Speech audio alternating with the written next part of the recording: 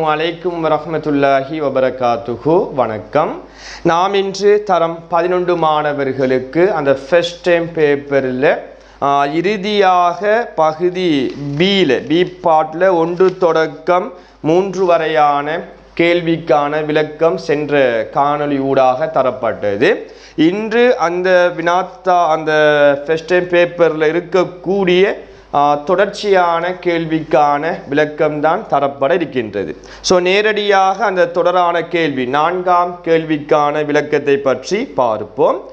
சுதா என்பவர் சரிவக வடிவமான காணித்துண்டு PQRS இல் படத்தில் காட்டப்பட்டுள்ளவாறு உள்ளது என்று சொல்லப்படுது. முதலாவது கேள்வி, இரு சமபக்க முக்கோணியின் பரப்பளவை கண்டுபிடிக்கணும். அப்ப இரு சமபக்க முக்கோணி என்றா முக்கோணத்தில் யாதாயினும் 2 பக்கம் சமனாக இருக்கும் என்று சொன்னா அந்த முக்கோணினுடைய பெயர் தான் இரு சமபக்க முக்கோணி. அதுல பரப்பளவு பொதுவாக முக்கோணினுடைய பரப்பளவுக்கான சமன்பாடு அரைத்தர அடித்தர செங்குத்து உயரம். அப்போ இது 8 மீட்டர்னு சொன்னால் இவரும் 8 மீட்டர். அப்போ அரை அப்படியே வரும். இதுதான் செங்குத்து கோடு. இந்த செங்குத்து கோடு எங்கே மீட் பண்ணுகின்றதோ இவ்வளவும் அடியாக இருக்கும். அப்போ 8 மீட்டர். செங்குத்து உயரமும் 8 மீட்டர். 2ஐயும் சுருக்கலாம். ஒரு முறை 4 முறை 4 மீட்டரை 8 மீட்டரால் பெருக்கும் போது 32 மீட்டர் வர்க்கம் என்று கிடைக்கும். இதே போன்று இரண்டாவது வினா, காணியின் மொத்த பரப்பளவை கேட்டால் இந்த காணி சரிவக வடிவம் என்று மேலே சொல்லப்படுது. அப்போ சரிவகத்தினுடைய பரப்பளவுக்கான சமன்பாடு அரைத்தர இரு சமாந்தர பக்கங்களின் கூட்டுத்தொகை. சரிவகம் என்று சொன்னால் ஒரு சோடி மட்டும் சமாந்தரமாக இருக்கும். சமனில்லை சமாந்தரம். PQ என்கிறது SR என்கிறதும் சமாந்தரமாக இருக்கும். PQ சமாந்தரம் SR ஆக காணப்படும். அப்படி ஒரு சோடி மட்டும் சமாந்தரமாக இருப்பவை தான் அந்த நாட்பக்கள் தான் சரிவகமாக காணப்படும். அப்போ இதில் மொத்த சமாந்தர பக்கம் 28. இது 28 சொன்னால் இது 20 இதுவும் 20 மீட்டர். அதில் எதிர்பக்கம் சமன். அப்போ இந்த சமாந்தர பக்க நீளம் 28, இந்த சமாந்தர பக்கம் 20, ரெண்டையும் கூட்டணும். அப்போ 48. அப்போ அரைத்தர இரு சமாந்தர பக்கங்களின் கூட்டுத்தொகை தர செங்குத்து உயரம் 8. அப்போ 2ஐயும் 48ஐயும் சுருக்கலாம்னே. ஒரு முறை 24 முறை. அப்போ 24 8ஆல் பெருக்கி கொள்ளும் போது 32 3 மிச்சம் 16 3 19. அப்போ 192 மீட்டர் வர்க்கம் என்று கிடைக்கும். இப்போ மூன்றாவது கேள்வி, QR வர்க்கம் இன் பெருமானம். QR கேட்கல, QR வர்க்கத்தின் பெருமானத்தை கேட்டா QRங்கிறது என்ன இருக்கு? அப்போ இது செங்கோண முக்கோணி. அப்போ QRங்கிறது செங்கோணத்துக்கு எதிரே உள்ள பக்கம் செம்பக்கம். அப்போ பைதகரசின் தேற்றத்தை பயன்படுத்தணும். அப்போ QR வர்க்கம் சமன் ஏனைய 2 பக்க நீளங்களின் வர்க்கங்களின் கூட்டுத்தொகைக்கு சமன். அப்போ 8 வர்க்கம் சக 8 வர்க்கம். அப்போ QR வர்க்கம் சமன் 64 சக 64. QR வர்க்கம் சமன் 128 என்று விடை கிடைக்கும். சரிதானே? அதில் கொஞ்சம் தெளிவாக இருக்கணும். இப்போ 5வது கேள்வி என்னென்று சொன்னால் 4வது கேள்வி, மன்னிக்கவும் 3க்கு பிறகு 4வது கேள்வி, QR வர்க்கமினை காண்பதற்கு பயன்படுத்திய தேற்றம் பைதகரசின் தேற்றம். அப்போ பைதகரசின் தேற்றத்தை பயன்படுத்தி தான் QR வர்க்கத்தினுடைய பெருமானத்தை கண்டுபிடித்திருக்கின்றோம்.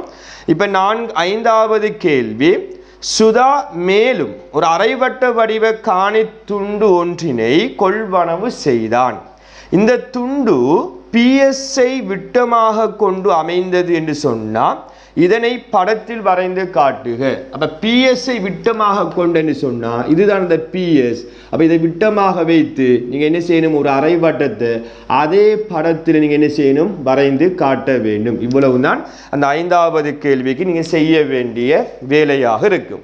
இதில் 6வது கேள்வி, வரையப்பட்ட அரைவட்ட பகுதியின் பரப்பளவை பை சார்பில் தருக. அப்ப பைக்கு பெருமானம் கொடுக்கக்கூடாது, விடையில பை வர வேண்டும்.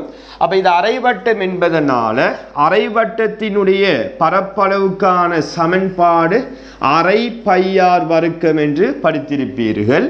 அப்ப அரை தர பைக்கு பெருமானம் கொடுக்கக்கூடாது. ஆரை இது 8ன்னு சொன்னா பிஎஸ்ஸும் 8 மீட்டர். அதை 2ஆல பிரிக்கும் போதுதான் ஆரை வரும்.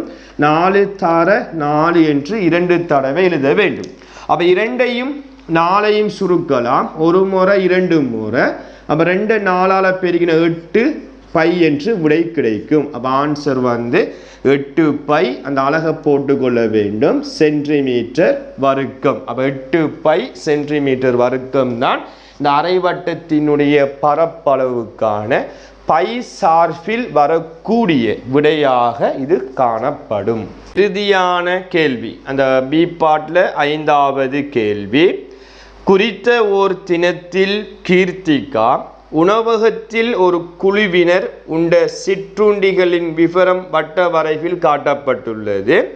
அன்றைய தினம் உணவகத்தில் ஒருவர் ஒரு சிற்றுண்டியை மாத்திரம் உட்கொண்டனர். ஒரு ஆள் அர்த்தம் என்ன சொன்னா, அதுல ஒரு உணவை மட்டும்தான் சாப்பிட்டு இருப்பார், 2-3 வகையான உணவை சாப்பிட்டு இருக்க மாட்டார். அப்ப அந்த வட்ட வரைவு காட்டப்பட்டிருக்கு. பனிஸ், ரோல், வடை, பெட்டிஸ் என்ற அந்த உணவு சொல்லப்படுது. முதலாவது கேள்வி, பெட்டிஸ் என்ற உணவை உட்கொண்டோரை குறிக்கும் ஆரச்சிறை கோணத்தை கேட்டா உங்களுக்கு தெரியும், ஒரு வட்டம் 360 பாகை. அப்ப 360 பாகையிலிருந்து தரப்பட்ட ஏனைய ஆரச்சிறை கோணத்தை கூட்டி என்ன செய்ய வேண்டும், கூட்டி கழிக்க வேண்டும். அப்ப 360 பாகையிலிருந்து இதை கூட்டி நீங்க 150 225 பாகை கழிக்கும் போதும் 135 பாகை என்று விடை கிடைக்கும். சரிதானே? இது பெட்டிஸின் ஆரச்சிறை கோணமாக இருக்கும். இப்ப 2வது கேள்வியை பாரு, மிக முக்கியமான ஒரு கேள்வி. வடையை உட்கொண்டோரின் எண்ணிக்கை 20. அப்ப வடையினுடைய பாகை தெரியும், 75 பாகை. 75 பாகை தான் 20 பேர் என்று சொன்னா ஒரு பேருக்கு எத்தனை பாகைங்கிறத காண வேண்டிய அவசியம் உங்களுக்கு தேவையில்லை. காரணம், இது தசத்துல வரும், நீங்க பின்னத்துல வைத்து செய்ய வேண்டும். அப்படி செய்து கொள்ளாம இந்த தொடர்பை நீங்க எடுத்துக்கொண்டு சிற்றுண்டி ரோல்ஸ் சிற்றுண்டியை உட்கொண்டோர் எண்ணிக்கை கேட்கப்படுது. அதாவது ரோல் சாப்பிட்ட வர எண்ணிக்கை எத்தனை என்று கேட்கப்பட்டால் அந்த ரோல் சாப்பிட்ட வர பாகை தெரியும், 60 பாகை. அப்ப 60 பாகைக்கு எத்தனை பேர் என்று கேட்கப்படுகின்றது. அப்ப இப்படியான கேள்வி வந்தா நீங்க நான் சொல்ற இந்த பொதுவான மெத்தடை நீங்க யூஸ் பண்ணக்கோல, பயன்படுத்தக்கோல, எந்த கேள்வி கேட்டாலும் இந்த மெத்தட் சப்போர்ட் ஆகும். அப்ப தெரிஞ்ச சோடியை வைத்து கொண்டு எதை கேட்டுக்கொள்றான், எண்ணிக்கை. அப்ப தெரிந்த சோடியில எண்ணிக்கை மேல வரும், அதனுடைய பாகை கீழே வரும். கேட்ட பாகையால பெருக்கும் போது அந்த ரோல் சாப்பிட்டவர்களின் எண்ணிக்கை கிடைக்கும். இப்ப பாருங்க, இந்த 75ஐயும் 60ஐயும் 15ஆல சுருக்கலாம். 4 முறை, இது 5 முறை. மேலும் கீழும் இப்ப 5ஆல சுருக்கலாம். இது 1 முறை, இது 4 முறை. அப்ப 4ஆல பெருக்கினால் 16 பேர். அப்ப ரோல் சாப்பிட்டவர்களினுடைய எண்ணிக்கை 16 பேர் என்று கிடைக்கும். இப்ப தொடர்ச்சியாக 3வது கேள்வி, அன்றைய தினம் உணவகத்திற்கு வருகை தந்தோரின் மொத்த எண்ணிக்கையை கேட்டுப்படுது. அப்படி என்றா இப்ப 2 சோடி நமக்கு தெரியும், நீங்க விரும்பின சோடி எடுக்கலாம். ஸோ நான் வளமையாக முந்தி எடுத்த சோடி எடுக்க 75 பாகைக்கு 20 பேர் என்று சொன்னா மொத்தம் கேட்டுப்பாடு. இந்த சிற்றுண்டி சாலையில வருகை தந்தவர்களினுடைய மொத்த எண்ணிக்கை கேட்டுப்பாட்டா இந்த ஒரு வட்டம் 360 பாகை. ஸோ அதுக்கு எத்தனை பேர் என்று கேட்கப்படுகின்றது.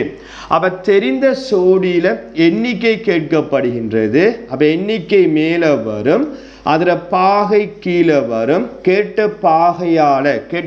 பாகையால பெருக்கும் போது அந்த உணவகத்திற்கு வருகை தந்த மொத்த எண்ணிக்கை உங்களுக்கு விடையாக கிடைக்கும். அப்போ இதை எவ்வாறு சுருக்கலாம் என்று சொன்னால், இப்போ நம்ம மேலும் கீழும் இதை சுருக்கிக் கொள்வோம். 5ஆல் சுருக்கிக் கொள்வோம். இது 4 முறை, 5ஆல் சுருக்கினா 15 முறை. அதன் பிறகு இவரையும் 15ஆல் சுருக்கலாம். இது பெய்த்திரும். 36ல் 15 2 முறை 6, அப்போ 60. 60ல் 15 4. 24 4ஆல் பெருக்கும் போது அந்த மொத்த எண்ணிக்கை உங்களுக்கு கிடைக்கும். அப்போ 4 தர 4 16, 1 மீதி 4 2 8 9. அப்போ 96 பேர் தான் அந்த உணவகத்திற்கு வருகை தந்த மொத்த எண்ணிக்கையாக காணப்படும். இதில் 4வது கேள்வி, முதல் நாள் வடையை உட்கொண்டோரில் 4 பேர் அடுத்த நாள் பெட்டிஸ் சிற்றுண்டியை விரும்பி உட்கொண்டனர். இப்போ கேள்வி என்னன்னு சொன்னாடா, உணவகத்தில் அடுத்த நாள் சிற்றுண்டி நுகரப்பட்ட விதத்தை காட்டும் பொருத்தமான வட்ட வரைவை வரைகன்னு சொன்னால், இப்போ நான் ஒரு கட்டமைப்பு போட்டிருக்கேன்னு பாருங்க. நம்ம 360 பாகைக்கு மொத்தம் எத்தனை பேர்? 96 பேர். இப்போ வடையில் ஏற்கனவே 20 பேர் என்று சொல்லப்பட்டது. இப்போ 4 பேர் பெட்டிஸை என்ன செய்கிறாங்க? சாப்பிட்டு கொள்கிறாங்க. இடமாற்றம் அடுத்த நாள், இந்த விடயம் அடுத்த நாள் நடக்க போகிற சம்பவம். அந்த 20 பேர், இதுக்கு முதல் நாள் 20 பேர் வடை சாப்பிட்டார்கள். அடுத்த நாள் அந்த 20 பேரில் 4 பேர் பெட்டிஸ் சாப்பிட போகிறாங்கன்னு சொன்னால், இப்போ வடை சாப்பிட்டார்கள். அடுத்த நாள் வடை சாப்பிட்டவர்கள் எத்தனை பேர்? 16. இந்த 16 பேருக்கு என்ன பாகை, என்ன ஆரச்சிறை கோணம் வரும்ங்கிறத ஃபர்ஸ்ட்டுக்கு கண்டுபிடிப்போம். அப்போ ஆரச்சிறை கோணத்தை கண்டுபிடிக்கணுமெண்டா இப்போ தெரிஞ்ச தொடர்புல கோணத்தை மேலே போட வேண்டும். அப்போ 360 பாகையை மேலே போடணும். அதில் எண்ணிக்கையை கீழே போட்டு கேட்டதால் என்ன செய்ய வேண்டும்? பெருக்கிக் கொள்ள வேண்டும். அப்போ 96ஐயும் 16ஐயும் சுருக்கலாம். ஒரு முறை இது 6 முறை என்று வரும். 360 6ஆல் பிரிக்கும் போது 60 பாகை. அப்போ இதில் ஆட்கள் இதுக்கு முதல் நாள் 20 பேர் சாப்பிட்டவர்கள், அடுத்த நாள் 16 பேர் தான் வடை சாப்பிட்றாங்கன்னு சொன்னால், அப்போ ஏற்கனவே இருந்த எண்ணிக்கையை விட குறைவான எண்ணிக்கை தான் இப்போ கிடைக்கும். அப்போ ஆரச்சிறை கோணமும் என்ன செய்யும்? குறைவடையும். ஆட்கள எண்ணிக்கை குறைந்தா கோணமும் குறைவடையும். அப்போ கோணம் எத்தனை பாகை? இப்போது 60 பாகையாக மாறும். இதை வைத்து கொண்டு ஒரு பரும்படியான ஒரு வட்ட வரைவை நீங்கள் என்ன செய்ய வேண்டும்? வரைந்து காட்ட வேண்டும். ஏனையதில் மாற்றம் வராது. வடையிலையும் ரோல்ஸ் அந்த பெட்டிஸ்லையும் தான் மாற்றம் வரும். அப்போ பனிஸ் எத்தனை பாகை? ஆரம்பத்தில் 90, இப்பையும் 90 பாகையத்தான் இருக்கும். ரோல்ஸ்லையும் மாற்றம் வராது. 60 பாகையாகத்தான் காணப்படும். அப்போ இது வந்து ரோல்லையும் மாற்றம் வராது. இது பனிஸ்லையும் மாற்றம் வராது. வடையிலையும் பெட்டிஸ்லையும் மாற்றம் வரும். வடை ஏற்கனவே 75 பாகை இதற்கு முதல் நாள். அப்போ அடுத்த நாள் வந்து 60 பாகை. 60 பாகை என்று சொன்னால் 90 60 150 60 210 நேர்கோட்டை விட சற்று கூடுதலாக அந்த கோணத்தை விரிக்க வேண்டும். அப்போ இவ்வளவும் 60 பாகை வடையாக காணப்படும். அந்த மீதி அவ்வளவும் பெட்டிஸாக காணப்படும். இதே போன்று படத்தை நீங்கள் என்ன செய்ய வேண்டும்? பரும்படியாக வரைந்து காட்ட வேண்டும். அதிலிருந்து பி பார்ட், இதில் 4வதுல பி பார்ட் கேள்வி, பெட்டிஸினுடைய ஆரச்சிறை கோணத்தை கேட்டால் முதல் கேள்வியில் கண்ட மாதிரி செய்ய வேண்டும். அப்போ இவ்வளவுத்தையும் கூட்டினீங்கன்னு சொன்னால் 210. அப்போ 360லிருந்து 210 கழிக்கும் போது 150 பாகை என்று வரும். அல்லது இன்னும் ஒரு மெத்தட் ஒன்று இருக்கு. இதில் 15 பாகை குறைகிறது எங்கே அதிகரிக்கும் என்று சொன்னால் பெட்டிஸில் அதிகரிக்கும். அப்போ ஏற்கனவே பெட்டிஸ் வந்து 135 பாகை. அந்த 135ஓட அதிகரிக்கப்படுகின்ற இங்கே குறைகின்ற ஆரச்சிறை கோணம்தான் பெட்டிஸில் வந்து அதே ஆரச்சிறை கோணம் அதிகரிக்கும். அப்போ 135 பாகையுடன் 15 பாகையை அதை கூட்டும்போது 150 பாகை என்றும் கிடைக்கும். அப்படியும் நீங்கள் செய்து கொள்ள முடியும். அப்போ இவ்வளவு தான் பார்ட் 2, அதாவது பகுதி பியில் முதல் 5 கேள்விகளும் இந்த அமைப்பில் தான் உங்களுக்கு இடம்பெறும் பிள்ளைகள், ஃபர்ஸ்ட் டைம் கேள்வி. அப்போ இத்துடன் பகுதி பியில் இருக்கக்கூடிய அனைத்து கேள்விக்குமான விளக்கம் தரப்பட்டுள்ளது. இன்ஷா அல்லாஹ் அடுத்த காணொளியில் பகுதி பார்ட் 2ல் இருக்கக்கூடிய ஏ பார்ட் கேள்விக்கான விளக்கம் தரப்படும் என்பதை கூறிக்கொண்டு விடைபெறுகின்றேன். நன்றி, வணக்கம்.